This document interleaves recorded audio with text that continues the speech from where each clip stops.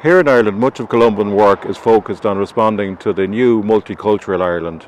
And we do that by supporting good relationships with other faith communities and working with refugees and migrants. So of course when COVID hit, it was a huge challenge. But we quickly learned that when you're facing common challenge, it brings people together. So in terms of the faith communities, we learned we all face the same challenges in relation to religious services and how we support our people. But we work together to respond to that. And we learned that we had a particular contribution to make to particularly migrant communities and refugee communities where problems of language and understanding meant that we were able to help the health authorities here to have a really solid response to support those communities. And we learned too that we shared very common challenges in terms of how we worked within our communities to support each other. And we learned how to pray together, and we learned how in adversity you learn things about yourself. We've come through that nearly. We're on the last lap, I hope, and we're really looking forward to being able to come together. So we don't see this as a year that we paused. It's a year that we learned more about each other, and we're really enthusiastic about how we can bring those lessons forward. We've had to work hard to keep each other safe during this pandemic. From cleaning groups to actively monitoring each other to social distancing, all of which doesn't come naturally to us. There have been sacrifices also of not being able to be with our families and friends in their times of need.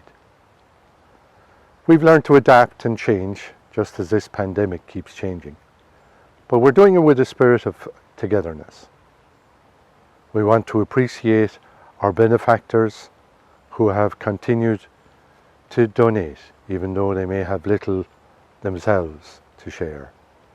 And now we want to acknowledge those that have donated masks, for instance, to our nursing home when we had none.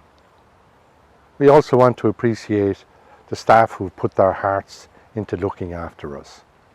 Their dedication at times has meant they could not meet with their own families so that we could be safe. To all, we want to say a deep felt thank you.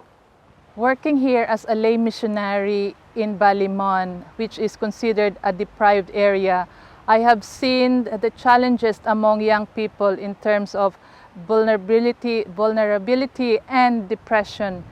And with drug addiction and alcoholism at their doorstep, I could see that somehow they have more feel vulnerable at this time of pandemic.